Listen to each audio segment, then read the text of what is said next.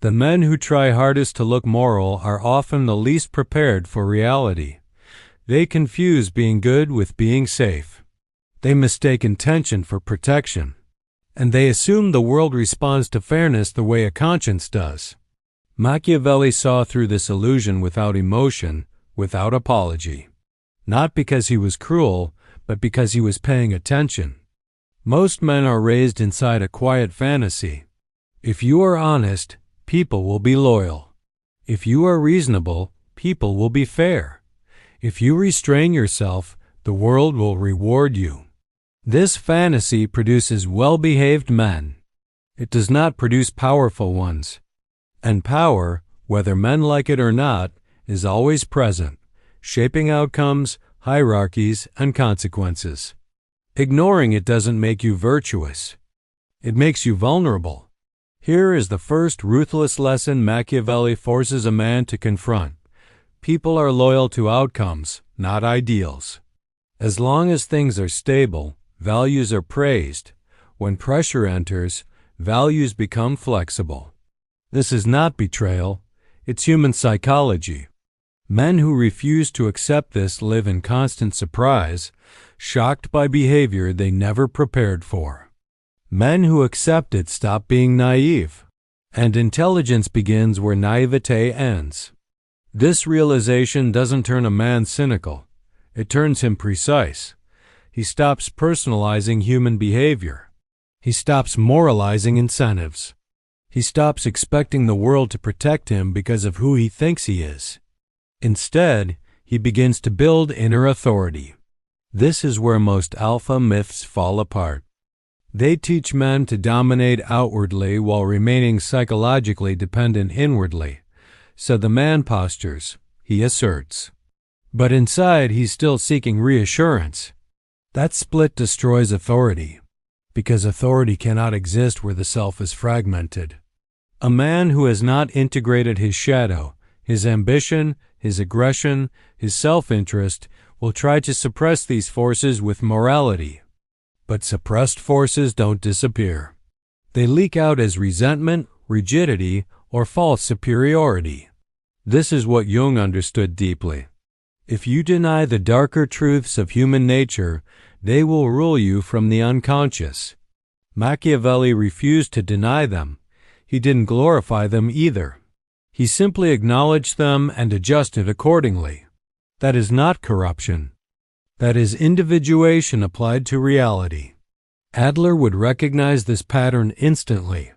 Men who lack real power often cling to moral superiority. They replace effectiveness with righteousness. They use virtue as a compensation for influence they don't possess. This feels clean. It feels elevated, but it is weak. And weakness wrapped in morality is still weakness. The dangerously smart man does something different. He does not abandon ethics. He abandons illusion. He understands that morality without structure does not protect anyone, least of all himself. So he builds structure internally first. This is where emotional containment becomes critical. A man who cannot tolerate discomfort will trade authority for approval. He will soften decisions. He will explain boundaries. He will seek to be understood instead of respected. That anxiety is felt immediately. But a man who can hold tension without reacting, who can sit in silence after a decision, who can disappoint without collapsing, that man becomes stable, and stability is power. Machiavelli's intelligence begins here, not in manipulation, not in cruelty, but in the refusal to confuse goodness with strength. Once a man understands that loyalty follows outcomes, he stops begging for allegiance. He starts creating conditions. And conditions, not wishes, are what shape reality. This is the first step toward becoming dangerously smart.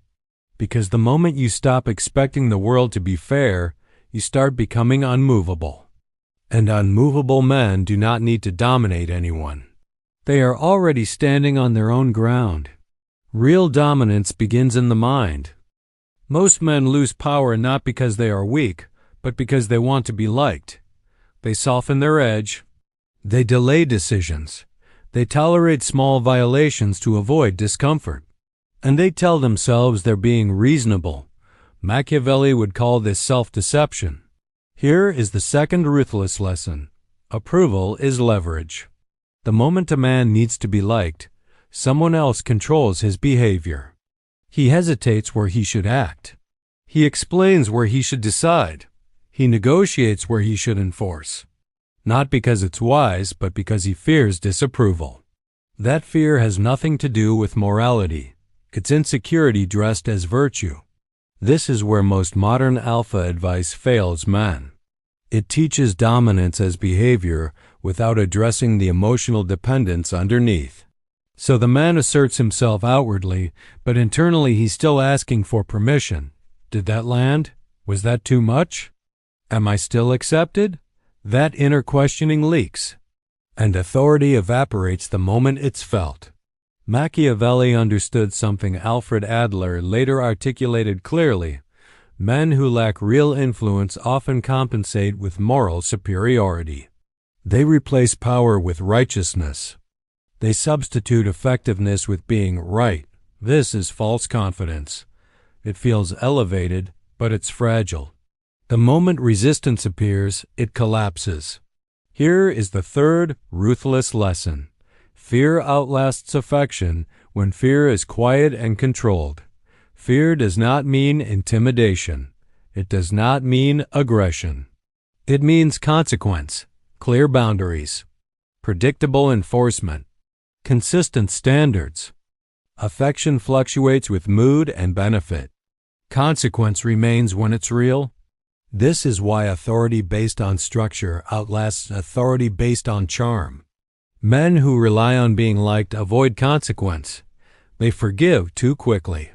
They tolerate disrespect. They explain boundaries instead of holding them.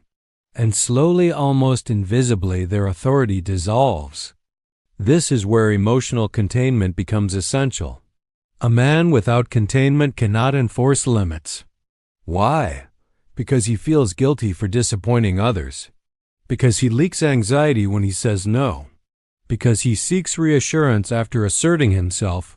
All of this is felt immediately. The man with containment is different. He can disappoint without resentment. He can enforce without anger. He can sit in silence without filling it. His nervous system is regulated, and regulation is power.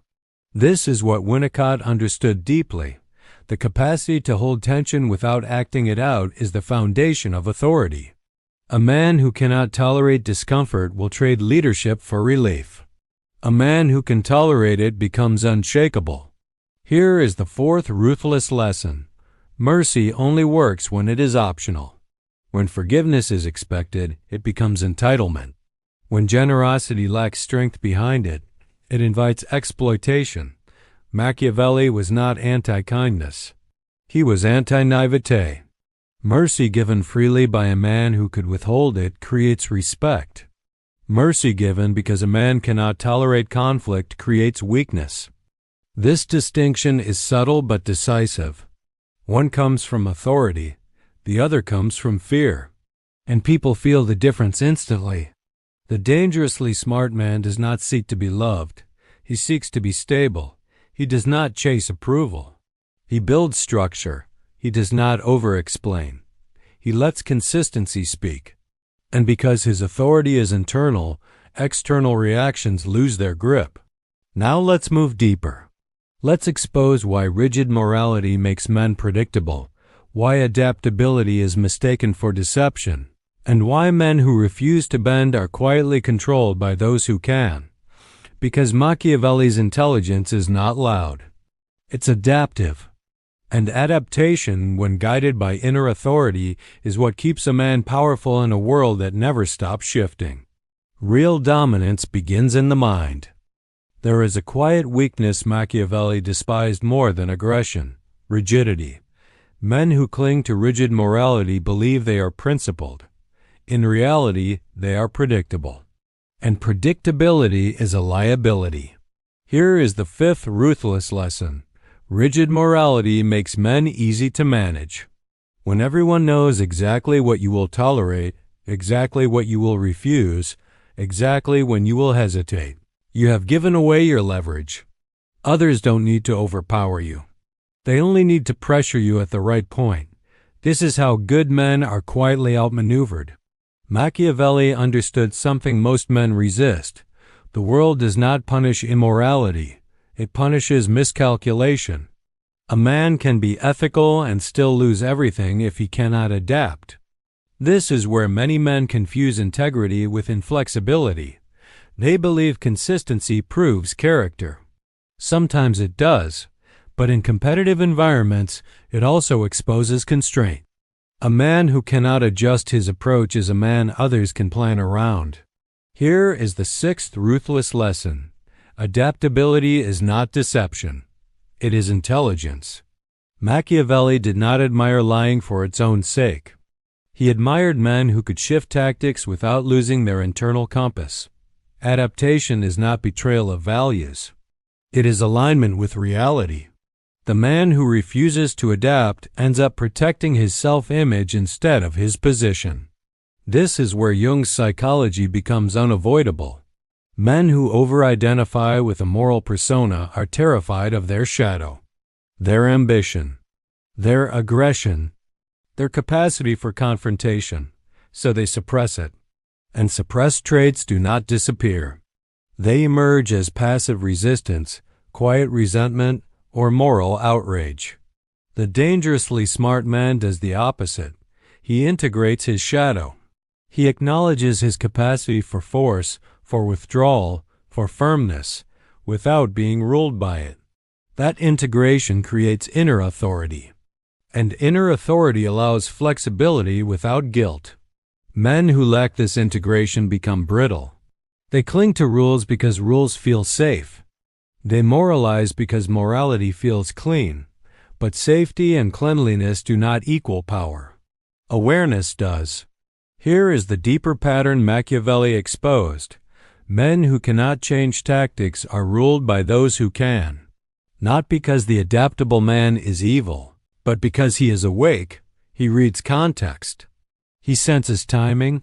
He moves when others are still debating principles. This is why moral absolutism fails under pressure. Reality does not pause so you can feel righteous. It moves, and the man who moves with it without losing his center retains influence. This is not about becoming manipulative. It's about becoming unnaive. The dangerously smart man does not announce his principles loudly. He enforces boundaries quietly. He does not argue endlessly.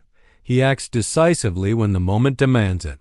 And because his authority is internal, he does not need to justify adaptation.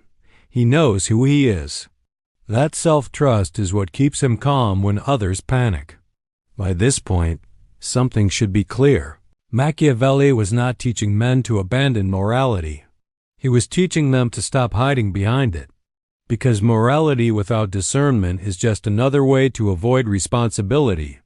As we move into the final layer, we need to answer why appearance shapes reality faster than truth, why indecision erodes power more than mistakes, and how the most effective men balance perception and restraint without becoming hollow or cruel. Because the final stage of dangerous intelligence is not aggression, it is precision.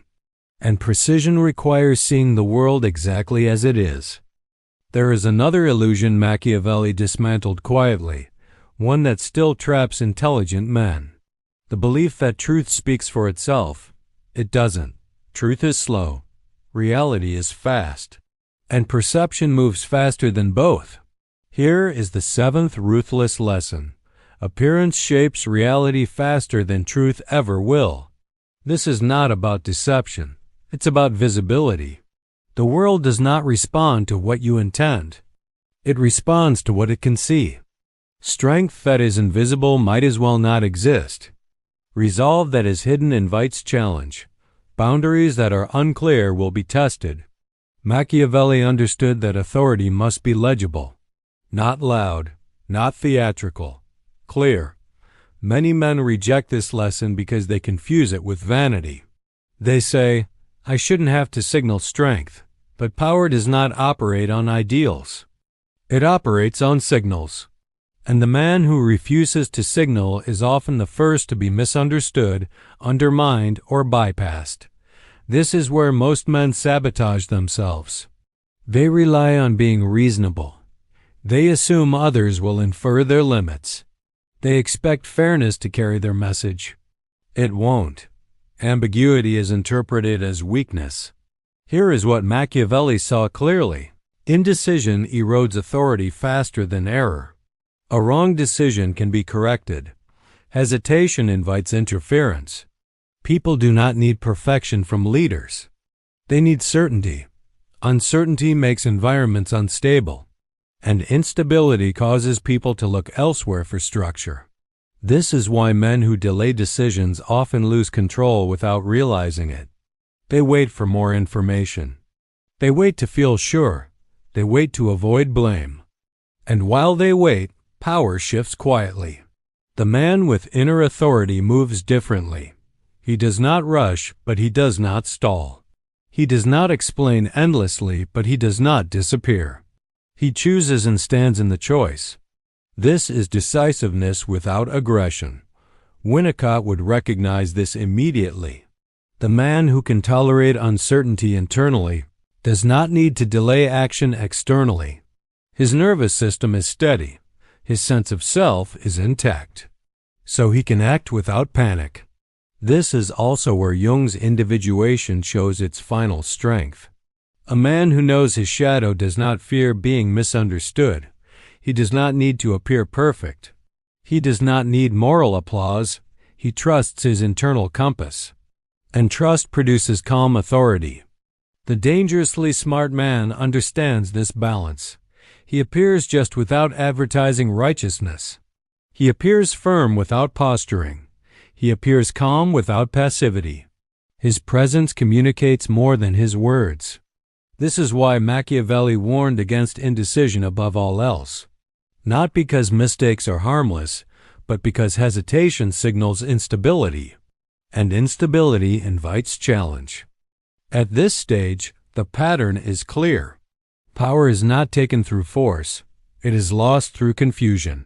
The man who sees clearly, signals clearly, and decides cleanly becomes difficult to displace. Not feared, not adored, but respected. In the final ruthless lesson, we need to integrate everything into a single psychological posture. And we'll close with what Machiavelli ultimately offered men.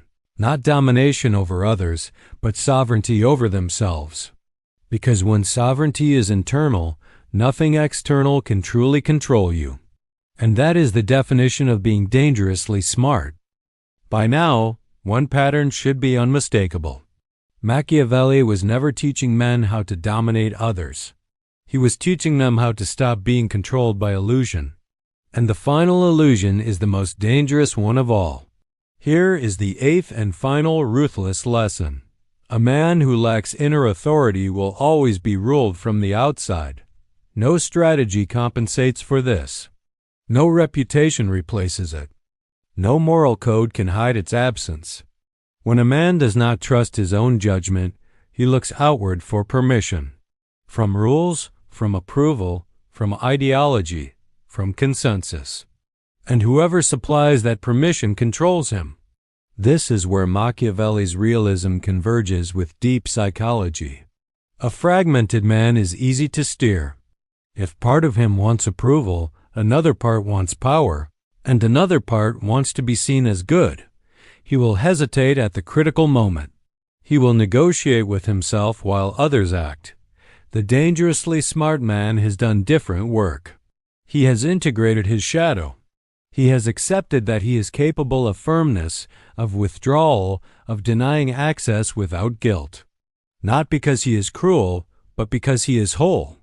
This wholeness creates inner authority. Inner authority feels quiet. There is no urgency in it. No need to persuade. No hunger for validation. The man who possesses it does not argue endlessly. He does not explain himself into exhaustion. He does not seek consensus before acting. He decides, and then he holds the decision calmly. This is where emotional containment completes the picture. A man who cannot contain anxiety will rush to relieve it through action or approval. A man who can contain it becomes steady under pressure. He can sit in silence. He can withstand misunderstanding. He can tolerate being disliked, and that tolerance is power. This is why Machiavelli's ideas still disturb people. They strip away comforting narratives. They reveal that safety does not come from goodness alone. That influence does not come from intention. That morality without authority invites exploitation. But they also reveal something hopeful. A man who builds inner authority does not need to manipulate. He does not need to dominate. He does not need to perform strength. His presence carries weight because it is aligned. His words are fewer but firmer. His boundaries are clean. His decisions are consistent. And consistency creates trust, even among those who disagree with him. This is the final posture of the dangerously smart man. He is not loud. He is not reactive. He is not obsessed with being right. He is accurate. He reads reality without resentment. He adapts without losing himself. He acts without waiting for permission. Machiavelli did not offer comfort. He offered clarity. And clarity is dangerous, not to others, but to illusions that keep men small. When those illusions fall, what remains is sovereignty. Not sovereignty over people. Sovereignty over the self. And a man who governs himself is never easily governed by anyone else. Real dominance begins in the mind.